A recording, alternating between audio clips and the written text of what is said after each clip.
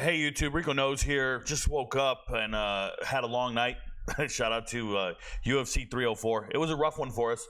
I predicted some great ones. I predicted Bruno Brazil beating Molly McCann. We were rocking for a while there. I think it was 8-2 on the card, and then ended up the night 8-6. Missed 2 locks. Missed every parlay for the first time in 2024, which is insane. That never happened to me before. That just happened. It's very humbling. But shout out to the MVPs. Some of you guys came out on top. Some of you dodged the potholes. And then, obviously, the vast majority of us lost money.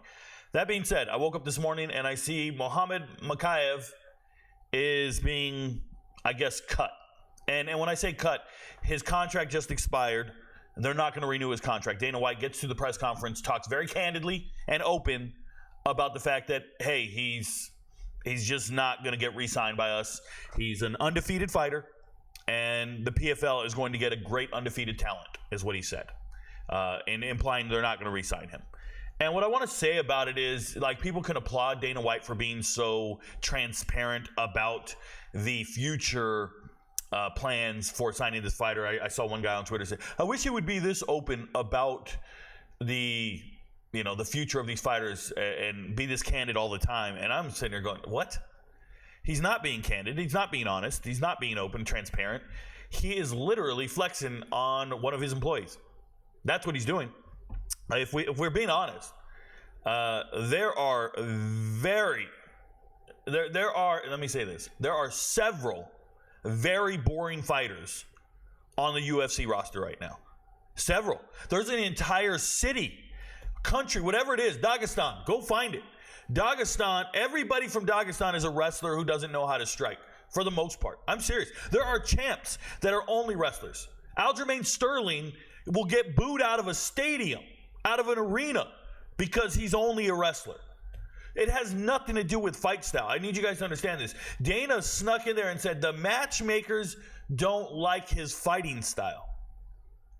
Dana, you're one of the matchmakers. Like, what? Why are you passing the buck to somebody else? It has nothing to do with fighting style. Nothing. Everybody in here going, well, yeah, this is a message to all the ball sniffers out. No, it's not. None of these guys are getting cut except for this young man right here, this 23-year-old with the longest winning streak in the flyweight division. And you know why he's getting cut? I'll tell you. He didn't kiss the ring, bro. Somewhere in contract negotiations, this young man said the wrong thing. Maybe flexed the wrong way, said the wrong thing, gave the wrong ultimatum, if you will. Because you never want to give an ultimatum, especially during negotiations.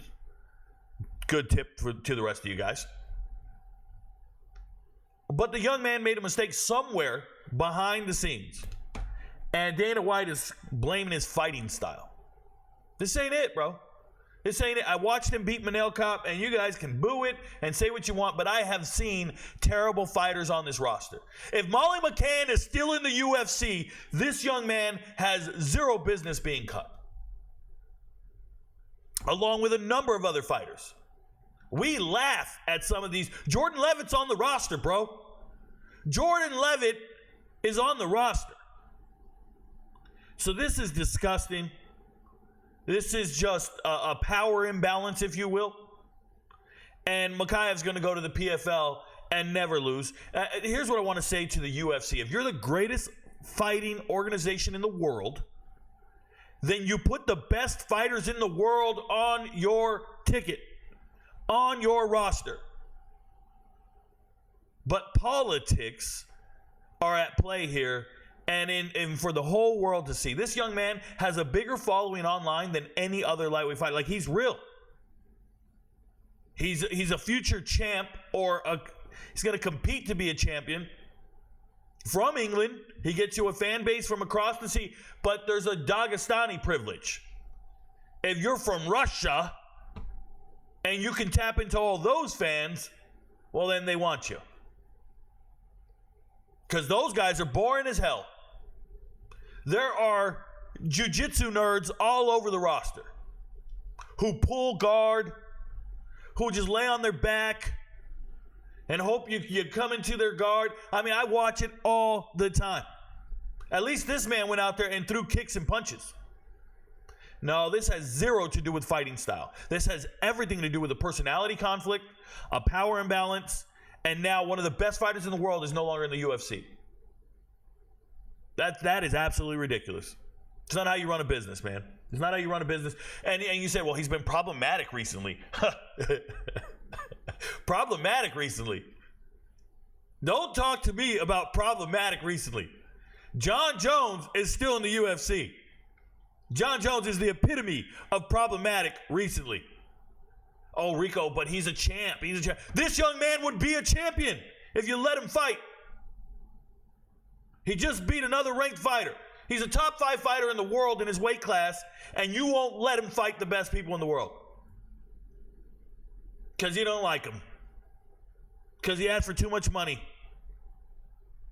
Bum-ass tactics, Dana White. Seriously. And I don't rock with you, Dana. I watched you put your hands on your wife, bro. You ain't shit. Your friends don't know, but Rico knows.